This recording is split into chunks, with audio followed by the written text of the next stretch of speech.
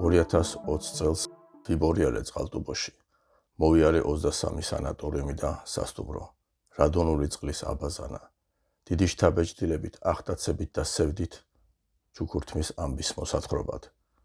მას შემდეგ თაროზე დაბრძანებული ეს მრავალნაწილიანი დოკუმენტური ფილმის ვიდეო მასალა მოკლე მიმოხილვით საცნობად გამომიტანია.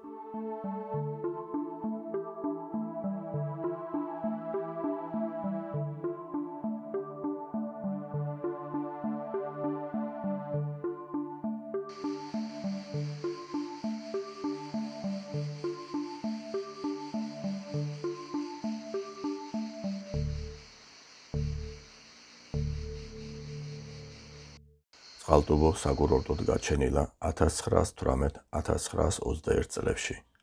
მაშინ თურმე ბელგიას ეძახდნენ. ალბათ იმიტომ, რომ ბელგიური ბალნეოლოგიური კურორტი სპა წყალზე მკურნალობის ერთ-ერთი პირველი ცენტრი იყო ევროპაში. თუმცა წყალტუბოს წყალი შუა საუკუნეებშიც და უფრო ადრეც სამკურნალოდ მიიჩნეოდა და იყენებდნენ ჩვენი წინაპრები. 1932 წელს წყალტუბოს პირველი გეგმა გაკეთდა.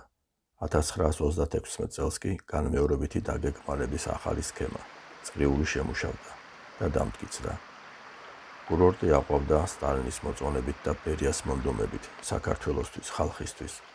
განაშენიანების მომდევნო გეგმა 1950-52 წლებში შემუშავდა არქიტექტორ ზაალიშვილის და კედიას მიერ. ქალაქის განვითარება გეგმით რაღაც დრომდე გაგრძელდა, მეტნაკლებად. ჩვენი პროფესიონალების შესანიშნავი დაგეგმარება, გააზრებული განაშენიანება, გამწვანება, ქართული ხუროთმოძღვრების ნაწილების ჩართვა საქმის და ქვეყნის სიყვარულს წარმოაჩენს. რესპუბლიკური დაქვემდებარების სამკურნალო გამაჯანსაღებელი ბალნეოლოგიური კურორტი წყალტუბო თვალსაჩინო ბრწყინვალებით ხალხის საკეთილდღეოდ გაშენდა და განვითარდა. მაშინ საამაყო.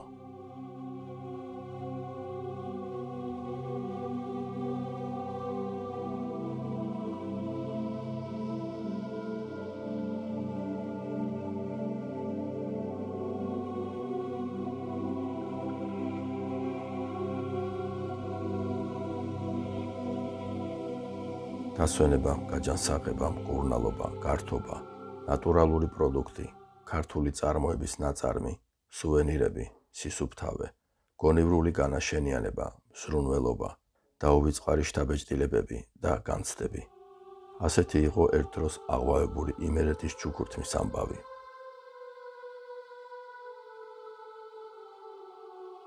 სანატორიუმებისა და სასტუმროების გარდა ყოფილა კიდევ დასასვენებელი სახლები. აგრეთვე მთელი წლის მანძილზე დატვირთული იყო კერძო კარ-მიდამოებიც. მრავალი პროფესიონალი ემსახურებოდა დამსვენებელს. ქვეყნის გაპარტახებამდე არა მხოლოდ სანატორიუმები და სასტუმროები ყოფილა წყალტუბოში, არამედ ქალაქისა და კურორტისათვის მნიშვნელოვან ზოგ სხვა რამესთან ერთად კარგად იყო განვითარებული მებაღეობა, მებოსტნეობა, მევენახეობა, მერძეობა, ჩაისა და სუბტროპიკული კულტურების მეურნეობა, მეაბრეშუმეობა და აბრეშუმის წარმოება, საყოფაცხოვრებო მომსახურების კომბინატი, ხორცის კომბინატი, რძის კომბინატი, ხილის წვენების ქარხანა, ჩაისა და სუბტროპიკული კულტურების ანასეულის ინსტიტუტის იმერეთის საყრდენი პუნქტი, ყოფილა ქიმიური, ბროლის და სამშენებლო ნაწილების ქარხნები, ბუნებრივი ქვის საწარმო, გალანტერიის ფაბრიკა, ჩაის ფაბრიკების გაერთიანება, მყარი და თხევადის საპნის წარმოება ადგილობრივი ნედლეულით, ნავთობპროდუქტის ფილტრი ადგილობრივი ნედლეულით. ეს ყველაფერი ჰქონდა. დასაქმებული იყო მხარე, მოსახლეობა.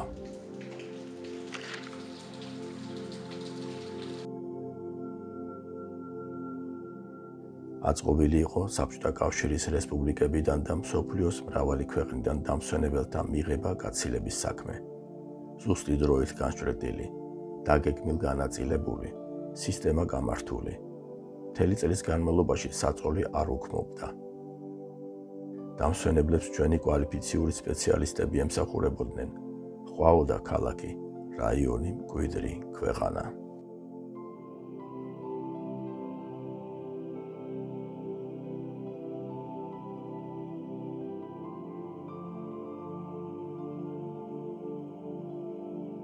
ეს ყველაფერი იყო საქართველოსი, იყო ხალხის.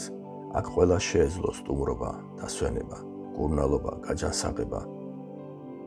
სტალინმა გადაწყვიტა და შეძლო წყალტუბო გაეხადა სრულყოფილი კურორტი.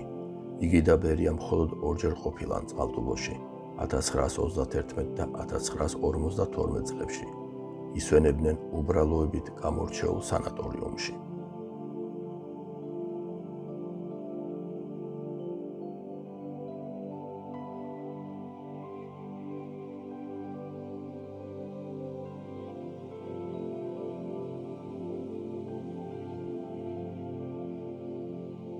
სხვადასხვა სასმელი სამკურნალო წყაროები მშვენიერ ბაღში იყო კეთილმოწყობილი, სილამაზის, კუჭის, თავის ტკივილის.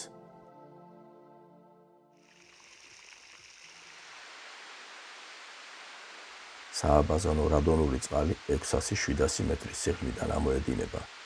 მისი ბუნებრივი ტემპერატურა 34 გრადუსს შეადგენს. წყალი მუდმივად იცვლება აბაზანაში. მსგავსი მარაგი ბევრ ამდაგვარ კურორტს არ გააჩნია.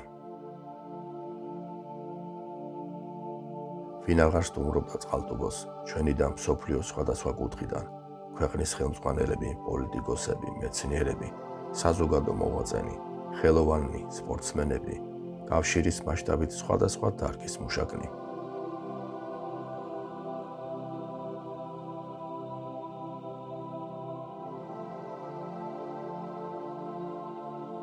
(1928 წელს გახსნილა რევმატიზმით, პოლიომიელიტით და ცერებრალური დამბლით დაავადებული ბავშვებისათვის ბავშვთა რევმატოლოგიური სანატორიუმი ცისკარი. იგი 1952 წელს გაფართოებულა. ესეც ასეა ამჟამად. აგრეთვე ყოფილა უსინათლოთა სანატორიუმი სინათლე.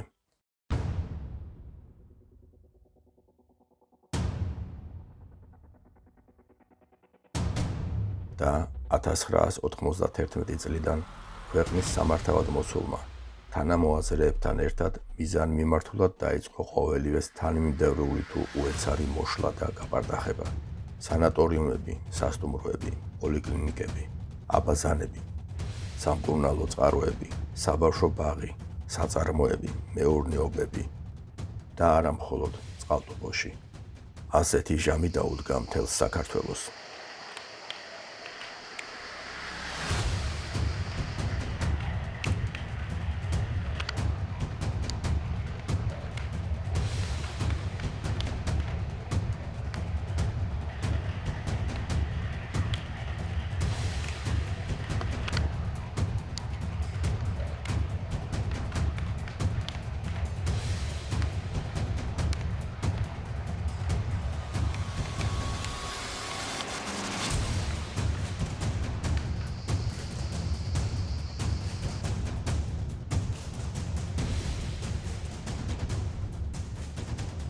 დიდებული არქიტექტურა, შთამბეჭდავი ინტერიერი, მომსახურება, მნახველს აღაფრთოვანებდა და მნახველი ყველა შეეძლო ყოფილიყო.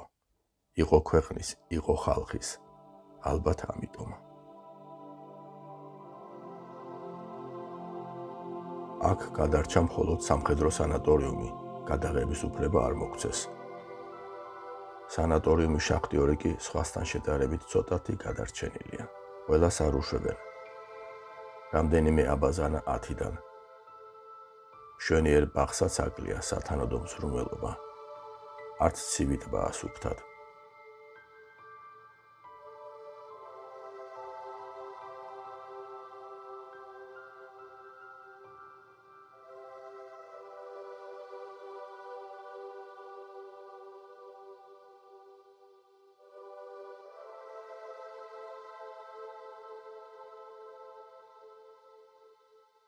ეს მრავალნაწილიანი ფილმი მოიცავს თითქმის ყველა ღირსშესანიშნაობას, მიწასწამჩნეულს, 23 სანატორიუმი და სასტუმრო, ბალნეოლოგიურ უბანში 10 აბაზანიდან რამდენიმეა გადარჩენილი და სხვა. სამწუხაროდ აღარც ერთი საწარმო, ინსტიტუტი და მეურნეობა. წყალტუბო ჩვენს მოაზროვნეთა მიერ დაიგეგმა და თვალსაჩინო ბრწყინვალებით გაშენდა და მის განვითარებაში დიდი წვლილი მიუძღვის სტალინსა და ბერიას. იმერეთის მშვენება მარგალიტი ჩუქურთმა თუ მტერმა ჩაუყარა საფუძველი ქვეყნის საკეთილდღეოდ, მოყარემ რატომ მოშალა ქვეყნის საზიანოდ. ეს არის მოკლე შინაარსი მრავალნაწილიანი დოკუმენტური ფილმისა, რომელიც წარმოადგენს წარსული დიდების, წყინვალების ნანგრევებს, ქვეყნის, ხალხის ქონების მიზანმიმართული მოსპობის კვალს. ეს არ არის ომის შედეგად ნგრეული, ეს ქვეყნისადმი მოღალატეობის, სიხარბის, განუკითხაობის, უპასუხისმგებლობის ტრობის კვალია.